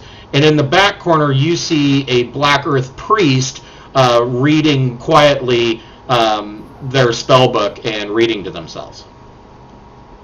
So I think the medley sounds were like silverware in his mess kit while he shoveled food in his face? Correct. And he's not quiet. He's a sloppy eater. He's like, nom, nom, nom. Does anyone feel the need to go in? Unless somebody's hungry. I have no need to go in if that's... I mean, yeah, I'd love to raid footlockers, but we don't really have time for that. Well, since I haven't heard anything in a while, I'm going to wander back to the party and see what they're up to. Okay.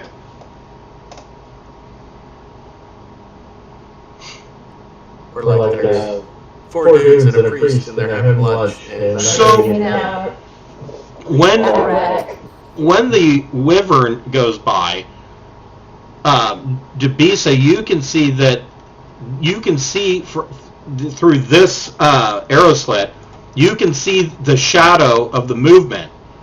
And this guy sees the shadow of the movement and comes over here and can now see Onomatopoeia standing outside. And he reaches down and grabs a crossbow. Everybody roll initiative. Fun! Why do we stand in the window? What did I see?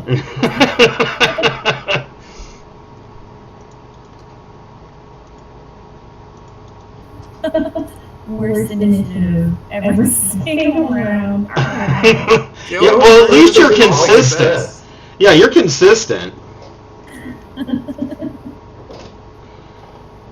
But I was really trying to cast a spell and get it before we did anything. No. Crit fail-ish. Well, Zarm, you get pretty good initiative overall. You may still be able to do that. Oh, jeez. Initiative. So hold that spell. Yes. Everybody ready your action? If we all agree to ready your action. Malum, what would you like? I'm sorry, Malum, what's your initiative? 13. And Sun Moon, you got a 17? Yep. And Debisa got a 15. Bisa got 23. Oh, Yep. sorry. Then that 20.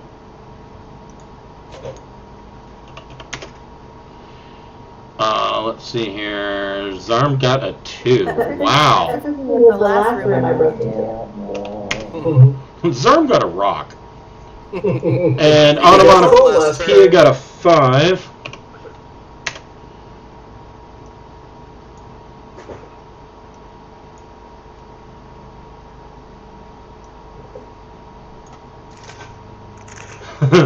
Alright. So, Debisa, what are you going to do? I'm going to step one. My pants. No. Well, since we lost our other prize, I'm gonna walk in just inside the door, Okay. and I'm going to fire at him. At this guy. Okay. That is probably wise.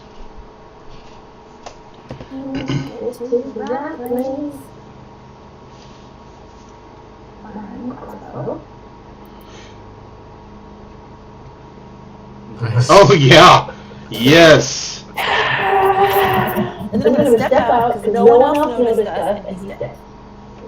Fred just drops to the ground suddenly. Except he's not dead. He's So not dead. he's not dead. Are you going to shoot again, or are you going to? I'm gonna hide. Okay. Try and hide. So hold on, that Black Earth Guard took 40? Oh, I'm sorry. I didn't see the. I was crit. Yep. 41. Yeah, you're right.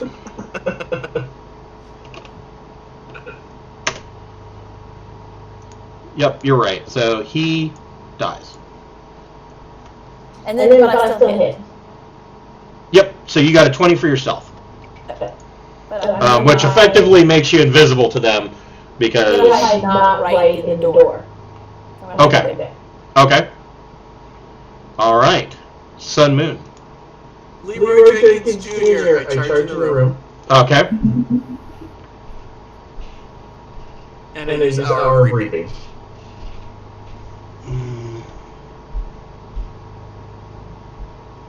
All the bad guys have to make a wisdom DC 16 or be scared. So they would be under the frightened condition, correct? Yep. And this is what I do. Need to watch that YouTube. So the Black Earth Guards all get a 19, Oh, jerks. and the priest gets a 15. Do I have to do anything because it says just each creature within 30 feet of you? I can see. So if I can't see you, then no. Yeah, you're behind. Yeah, and you're hidden. I'm sorry. What was your spell save DC, Jeff? 16 will. So the Black Earth priest is frightened. And I will stand there continuing my Hulk Hogan flexing impression. Oh yeah!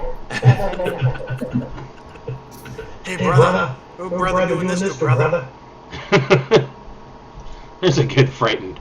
And playing my terrifying hand flute in between. Okay. So yeah, the Black Earth priest is frightened, which means he has disadvantage on ability checks and attack rolls while the source of his fear is within line of sight. The creature cannot willingly move closer to the source of his fear.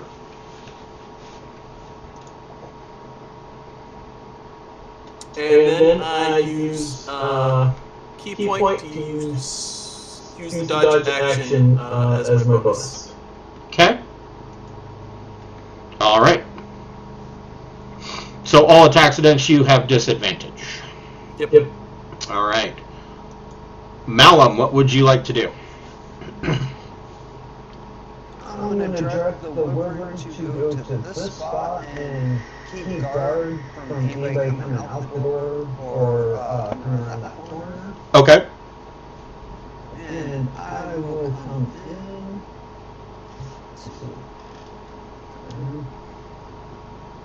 And I will rush across, do a little nice slide across the table, and then attack that guy. Go for it. Do an acrobatic slide. So yeah, you got to do a Dukes of Hazzard hip slide across the table. 16 on my acrobatic hip slide. Yep. And then I will stab that guy. Go for it.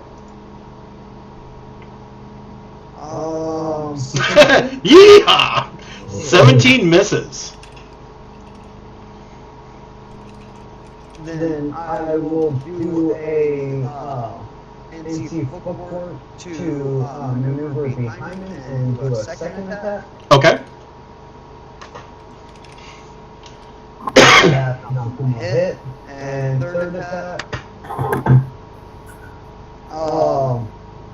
Yeah, you said that wasn't going to hit. So no, nothing hit. But you looked really fancy doing all of it.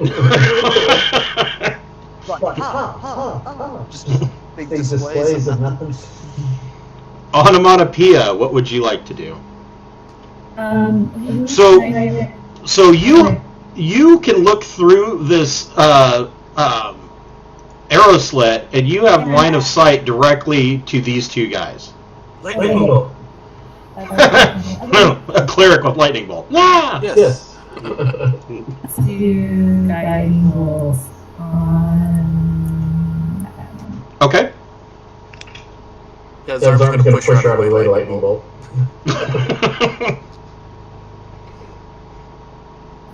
Cool. Yeah, that hits him. Okay, there's the damage. All right. Yeah, that smarts. And now he's all glowy and shit. So that's a good one. All attacks on this guy are at advantage until the end of Onomatopoeia's next turn. All right. So, oh, that guy's dead. I'm gonna move out of sight. That's a good idea, because I was just about to shoot you in the face. So, this guy...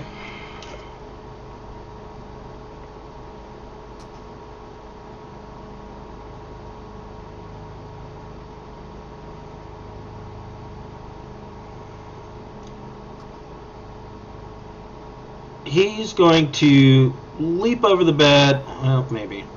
Let's see here. Yeah. Yep. He's going to leap over the bed and come up behind Sun Moon and try to make an attack. He gets 2 attacks with his Morning Star. 17 misses. Yep. And an 8 definitely misses. Yep. So he's... I guess that could have been even worse. So actually, yeah, it was worse. On his second attack, this bed right here, one of the corners of the sheets wasn't tucked in properly according to military standard, and his boot catches it, and he falls flat on his face, prone. Perfect. Nice. Look at that.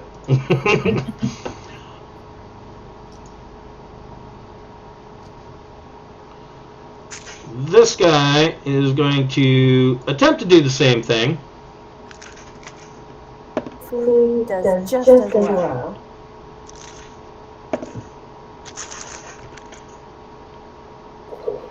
$22. That does it. Finally, jeez. For 6 points of piercing damage. And his second attack, at disadvantage, is a miss with a 5. Yay.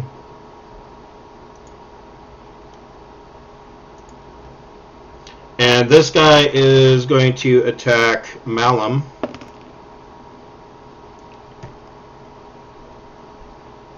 Hits with a 24 and hits with a 25. Ow. And the total for that is going to be... Medic. That's what the total is. I will parry one of them. a total of 15 points of piercing damage between the two. I'll still parry one of those.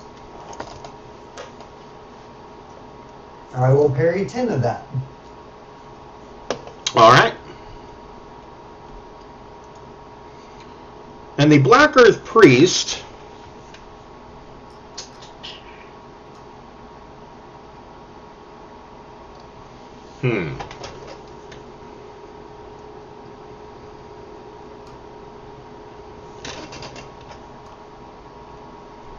The Black Earth Priest, while shitting her pantaloons,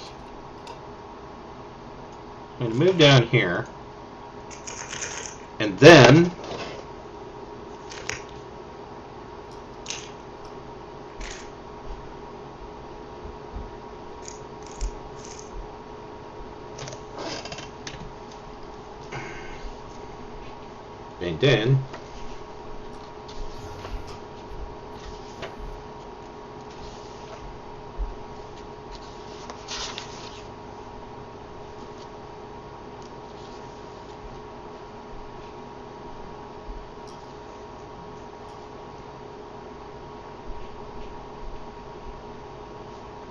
Oh, jeez. So, yeah. So, Sun Moon, you hear a loud ringing sound.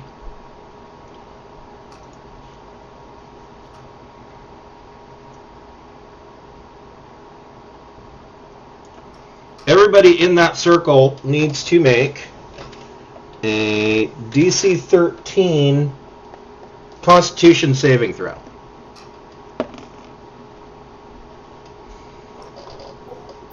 That doesn't look good. And the Black Earth Guards failed.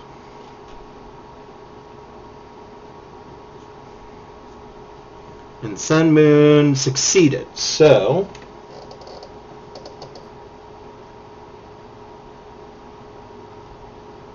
you are going to take half damage.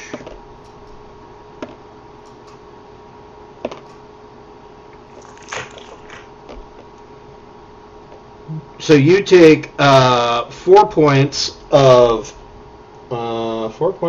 thunder damage as she casts Shatter, and these guys are going to eat 9. Oops.